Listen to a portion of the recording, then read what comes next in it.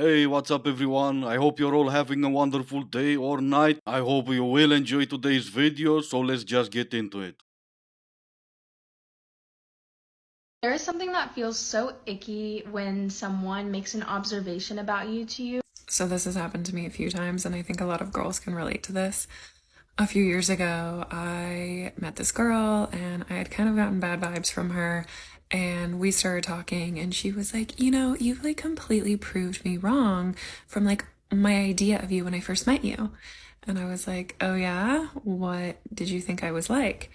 And she was like, I just thought you were like only concerned about like clothes and like makeup and like hair and like all of that, but like there's so much more to you. And I was like,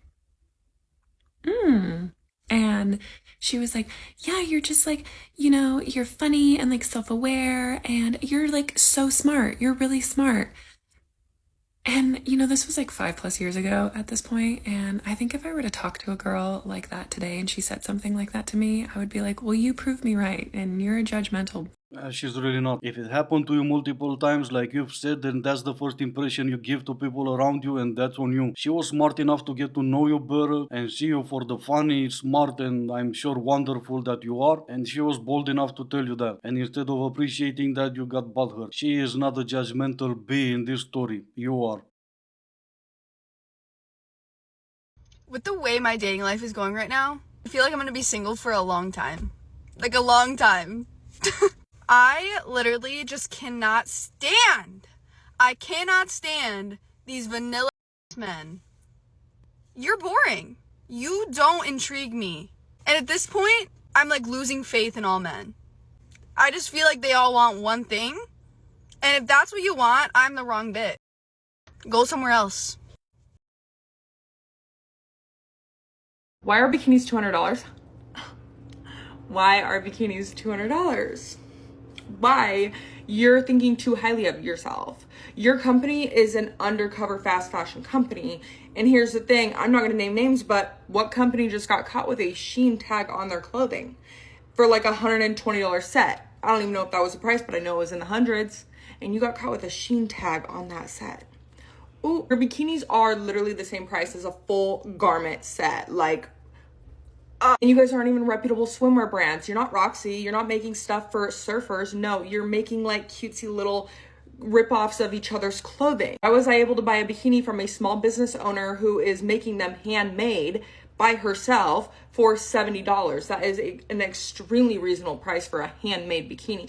But you're selling your bikini that is fast fashion for $120, $150, $200. I need these companies to so badly get a grip, but until then, if you know any small businesses that sell bikinis, go ahead and drop their ads below, because I'd much rather put my money there than boost the ego of these companies that are, secretly fast fashion but marketing their stuff otherwise. Thank you. Okay, bye guys. Why are bikinis $200? Because you keep buying them. You could have gone to Shein from the beginning and paid $10, but that was beneath you. I can put up my car for sale tomorrow and ask for $10,000. Am I the crazy one for asking that price? Well, obviously it's a 2003 Ford, but if someone comes and gives me the $10,000, who's really the crazier? Some brands charge for a bag $50,000, $60,000. As long as people are willing to pay that price for a bag instead of paying $100, $200, they're gonna keep charging that much for a bag.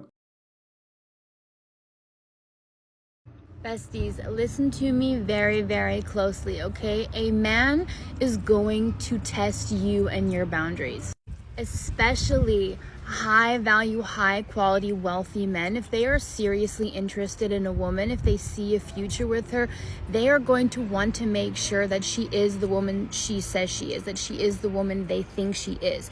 And that is why they are going to test you if you stand firm in your boundaries. And I mean this in a very respectful way. There is a major difference between dusty men that are disrespectful and that are going to cross every single boundary of yours over and over and over again, but it's up to you to then cut them off, because why are you even letting them cross your boundaries like that? That's not what we're talking about. We're talking about men that are respectful, that test you to see if you hold your word, if you hold your boundaries firm. So let's say he wants to go on vacation with you in the beginning of dating. This is an example, okay? And you tell him kindly no, because you don't go on vacation with a man that you're not in a relationship with. That's one of your boundaries, okay? He's going to respect that. He's also going to test you. So he might ask you maybe a month later, even though you're still not in a relationship officially, you're still dating, but he's going to ask you again.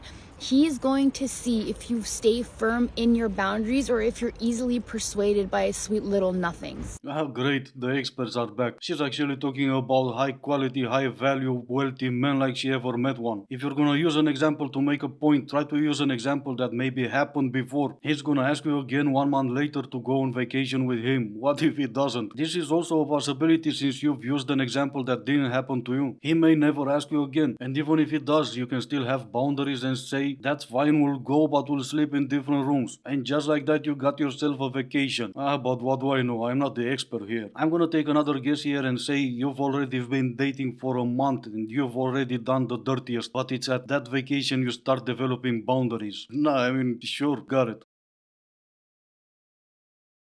I've got a very serious ick. Men watching football. Oh, it's No, not just watching football. My main problems are this. Number one, when they say we. Yes, we won, that's how we say it. And you just hate to see men happy. I've just had a conversation with two men that has completely changed the trajectory of my life. I work with these two guys, and we've worked with each other for a while, mind you. And we're just having a chat, having a little banter. And they just drop into conversation that they went to school together. And I was like, wow, that's insane. I would have never thought you went to school together. Like, were you guys friends in school? And they were like, no. So I'm like, what's the tea? What happened? Oh my God, tell me everything. So I'm like, yeah, why weren't you friends in school? And one of them he just looks up and he goes, oh, he didn't play football. That's it. He didn't play football. If this was girls, there would be side characters, there'd be honorable mentions, there'd be seasons, there would be teachers and teachers' friends, people's parents. Shocker, I know, we are in fact that different. We just don't need to know your mom's middle name as a reason for why we were not friends in school. We're friends now, that's what matters. And I'll probably still not know your mom's middle name. He hates you, they hate us. Men do not like us. Be alone. That's really the only other option. Just be alone, look in the mirror, sit with yourself, cry, and then get really hot, get a bunch of hobbies, be extremely successful. Just be alone. Oh my God. It is so much better. You know who doesn't have to hate you? You. You don't have to hate yourself. You could work on that relationship and it'll be so fulfilling. The journey of it too, of loving yourself, is really fulfilling. Just be alone. He hates you and they hate us. No, we don't. Not even you. I do kind of feel sorry for you though. And I know I shouldn't because you're happy and fulfilled. I mean, you look happy and fulfilled. Something that I'll never understand is how body hair knows when to grow and when not to grow. Like, how does my arm hair know not to grow this long? How does my head hair know to grow long and not to just grow as long as my eyebrows? How? It just doesn't make sense. How does it know? And also another thing, how does paracetamol know where it's working? Like, you've got a headache, take a paracetamol, it works your brain. You've got toothache, it works your tooth. You've got joint ache in your knees, it works in your joint. How does it know? How does it know, oh, you've got a flu, I'm going to fix that for you? How does it know? Yes. How does it know? Yes. That will be the most appropriate answer and probably the only answer she will understand. I bet she's a college graduate. And I know you're probably thinking, she's not that bright, this one. But I will have to disagree. I would bet anything she can name all the Kardashians in a single breath. I was having a bit of a breaketh down the other day, and I decided to call my friend, not knowing that he was in lunch, standing next to this girl that I hate. And I'm on the phone doing the whole... It was loud, and he's sitting next to this girl, and she knows that it's me on the phone. She saw me call. And then she's like, oh my God, she's so loud and dramatic. And I'm gonna go on a limb here and say it bothered you that much because she was right. Alright guys, did you know? The Muffin Man? Alright, so I am so happy right now. You are, because you're always bitching. Alright, so I am obsessed with this lip. I'm obsessed! So I'm on day 5 of 75 hard right now. Tell that to the cookie you had last night. Alright, and this is gonna be the end of the video. As always, I do hope you enjoyed it. If you didn't, I still appreciate you for making it this far. Thank you all so much for watching. Stay safe, and I will see you in the next one.